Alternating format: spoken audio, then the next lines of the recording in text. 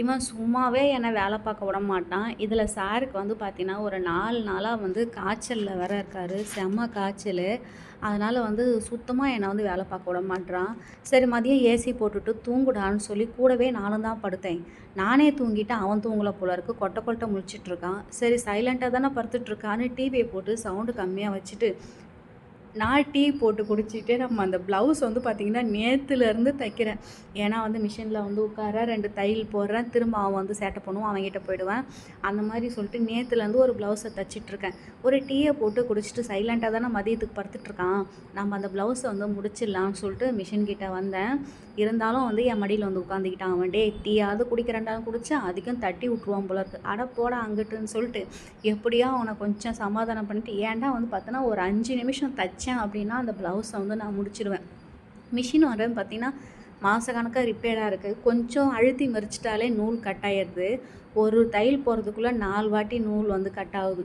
அதை வந்து நம்ம சர்வீஸ் பண்ணணும்னு நினைக்கிறேன். எங்கள் வீட்டு சாருக்கு நேரமே இல்லை. கிளம்பி ஓடிடுறாரு வேலைக்கு போகிறேன்னு. பாவம் அவரும் ஏகப்பட்ட கடனை வாங்கி வச்சுட்டு வீட்டில் உட்காந்துருந்தா வேலைக்காவது. நானுமே அந்த மிஷினில் வந்து பார்த்திங்கன்னா ஏதோ கொஞ்சம் கொஞ்சம் அப்படி தைச்சிக்கிட்டு இருக்கேன். வேகமாக தைக்க முடியும். ஒரு அவசரத்துக்கு படன்னு தைக்கிறோன்னா முடிய மாட்டேங்குது. அந்த மிஷினுக்கு என்றைக்கு தான் விடுகாலம் பிறக்குமோ தெரியல. அப்புறம் வந்து பார்த்திங்கன்னா நம்மளுடைய என் லைஃப்பில் வந்துட்டு நான் எதிர்பார்க்காதது வந்து நடக்க போகுது. என்னென்னு பார்த்தீங்கன்னா, இப்போ தான் வந்து நாங்கள் ஒரு 3 மாதத்துக்கு முன்னாடி தான் இடம் வாங்கியிருந்தோம். நான் இப்போ வந்து வாடகை வீட்டில் தான் இருக்கேன். இடம் வாங்கினேன். இடம் வாங்கும்போது வந்து பார்த்திங்கன்னா, அப்போவே வந்து கொஞ்சம் இல்லை கொஞ்சம் நிறையவே கடன் வாங்கி தான் வந்து இடம் வாங்கினோம். ஒரு 2 வருஷத்தில் வந்து வாங்கின கடனை வந்து அடைச்சிடலாம். நானும் எங்கள் வீட்டுக்காரரும் பேசுனது என்னென்னா, ஒரு 2 வருஷத்தில் வந்து கடனை அடைச்சிடலாம். இப்போ வந்து பாப்பா வந்து 4th போகிறா. 2 வருஷத்தில் கடனை அடைச்சிட்டுனா அதுக்கப்புறம் 1 வருஷம் நமக்கு பாப்பாவுக்கு வந்து கொஞ்சம் ஜுவல்ஸ் எல்லாம் எடுத்துக்கலாங்க. ஏன்னா இப்போ இருக்கிற பிள்ளைங்களாம் வந்து 5th 6த்லேயே வந்து உட்காந்துடுறாங்க, பெரிய பிள்ளையாயிடுறாங்க. நம்மக்கிட்ட கழுத்துக்கு காதுக்கு கொஞ்சம் நகை எடுத்து வச்சுருந்தா அவள் சப்போஸ் பெரிய மனுஷி ஆகும்போது நம்ம போட்டு பார்த்து அழகு பார்க்கலாம். நம்ம தெரிஞ்சவங்கள்ட்டையோ சொந்தக்காரங்கள்ட்டே போயிட்டு அந்த நேரம் நம்ம நகைன்னு போய் நின்னோன்னா அது நமக்கே ஒரு மாதிரி இருக்கும் அப்படின்னு நாங்கள் வந்து ஒரு பிளான் போட்டிருந்தோம். ஆனால் அந்த கடவுள் இருக்காருல்ல, நம்ம நினைக்கிறது என்னைக்கு வந்து கடவுள் நடக்க விட்டுருக்காரு. அவர் வந்து நீங்கள் இப்படியா யோசிக்கிறீங்க, பாருங்கள் உங்களுக்கு என்ன பண்ணுறேன் பாருங்கன்னு அவர் ஒரு கணக்கு போட்டுட்டாரு. என்னென்னு பார்த்தீங்கன்னா, இப்போ நாங்கள் ரெண்ட்டுக்கு தானே இருக்கோம். அவங்க ஹவுஸ் ஓனர் வந்து நீங்கள் காலி பண்ணுங்கப்பா, நாங்கள் வந்து எனக்கு இந்த வீடு வேணும் அப்படின்னு சொல்லிட்டு, ஐயோச்சோ என்னடா இது அப்படின்ட்டு. நான் இருக்கிற தெருவில் வந்து பார்த்தீங்கன்னா எனக்கும் சரி எங்கள் வீட்டுக்காருக்கும் சரி இந்த தெரு விட்டு போகணும் வந்து மனசு இல்லை, போகக்கூடாது அப்படின்ற மாதிரி முடிவு பண்ணிட்டோம். ஏன்னா எங்களுடைய நெய்பர்லாம் வந்து பார்த்தீங்கன்னா எங்களுக்கு சொந்தக்காரங்க கூட எங்களுக்கு அந்த அளவு வந்து ஐயோ எனக்கு இதை சொன்னாலே நான் வந்து கொஞ்சம் எமோஷன் ஆகிடுவேன். எங்கள் சொந்தக்காரங்களே வந்து எங்களுக்கு அந்த அளவுக்கு பாதுகாப்பாக இல்லை. ஆனால் நெய்பருங்க வந்துட்டு எங்களுக்கு முழுக்க முழுக்க அவங்க தான் வந்து எனக்கு என் பசங்களுக்கு எல்லாமே எங்கள் நெய்பர் தான். அந்த வந்து இந்த சொந்தத்தை நம்ம வந்து விட்டுட்டு போகக்கூடாது அப்படின்ட்டு முடிவு பண்ணியாச்சு.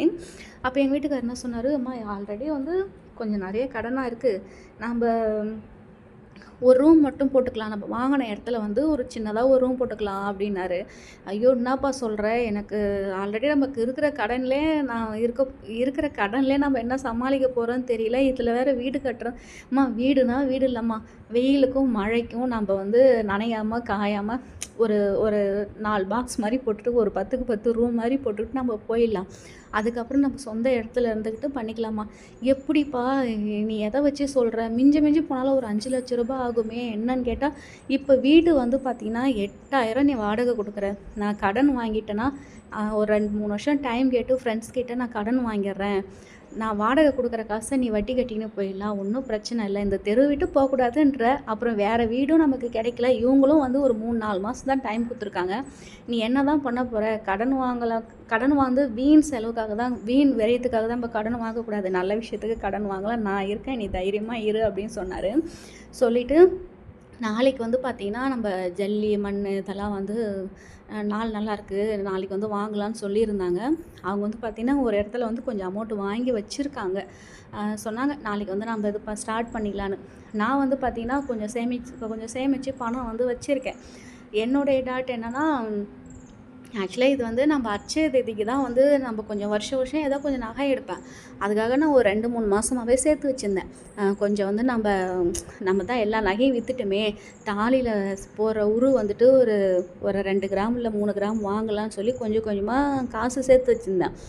வீடு கட்டணுன்ற ஒரு நம்ம பேச்சு அடிபட்டோனே, அக்ஷய திதி அந்த காசு இருக்குன்னு நான் எங்க வீட்டுக்கார்ட்ட வாயே திறக்கல.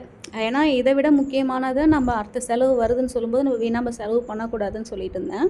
அப்புறம் நாளைக்கு வந்து நம்ம அந்த ஜல்லி மண்ணுலாம் வாங்கலான்னு சொல்லும்போது, எங்க வீட்டுக்கார்ட்ட நான் இன்னும் சொல்லல என்ட்ட காசு இருக்குன்னு சொல்லிட்டு. இன்னைக்கு தான் வந்து சரி அந்த ப்ளவுஸ் எல்லாம் தச்சு வச்சுட்டு நம்ம எண்ணி பார்க்கலாம் நம்மள்ட்ட எவ்வளோ தான் இருக்குன்னு. ஏன்னா வந்து ஒரு 2000 குடுப்பாங்க. கஸ்டமர் வந்து அந்த துணி தைக்கிற காசு 2000 குடுப்பாங்க. கிளாஸ் ஃபீஸ் ஒரு 5000 வரும். அதெல்லாம் அப்படி அப்படியே குடுக்குற காசு அப்படி அப்படியே வச்சுடுவோம். அது எவ்வளோன்னாலாம் பார்க்க மாட்டேன். அந்த மாதிரி ஒரு அமௌண்ட் வச்சுருக்கேன்.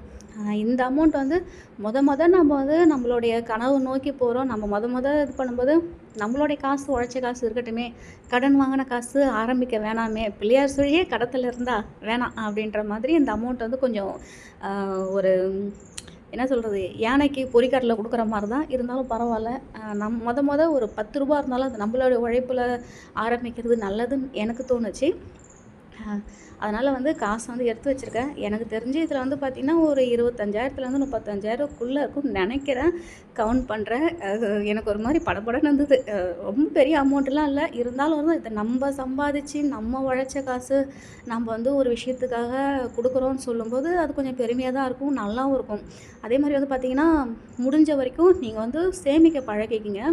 நம்மளுடைய வருமானம் வந்து 10,000ன்னு வச்சுக்கிங்களேன். தோராயமாக நம்மளுடைய மாத வருமானம் வந்து 10,000 அப்படின்னா, நீங்கள் வந்து அது மளிகை சாமான் இருக்கட்டும், நீங்கள் எந்த ஒரு பட்ஜெட் பண்ணாலும் 10,000க்கு 10,000மே பட்ஜெட் போடாதீங்க. என்னென்னு பார்த்தீங்கன்னா, 10,000 சம்பளமா? நான் ஒரு தோராயத்துக்கு தான் சொல்கிறேன். உடனே 10,000 வச்சும் குடும்பம் பண்ண முடியுமான்னு கேட்காதீங்க. 10,000 சம்பளம்னா நீங்கள் 8,000 மைண்டில் ஃபிக்ஸ் பண்ணிக்கங்க. 2,000 சேமிக்கிறதுக்காக வச்சுடுங்க.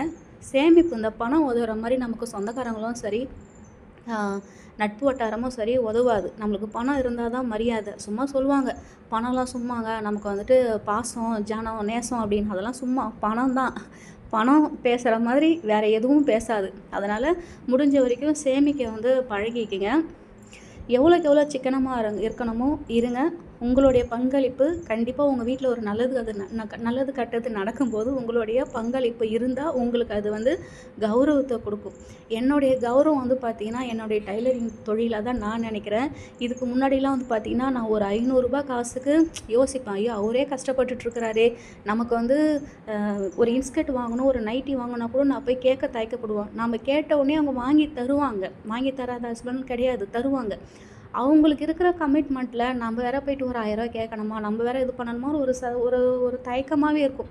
ஆனால் இப்போலாம் அப்படி கிடையாது. எனக்கு என்ன தேவையோ அதை நான் போய் வாங்கிடுவேன்.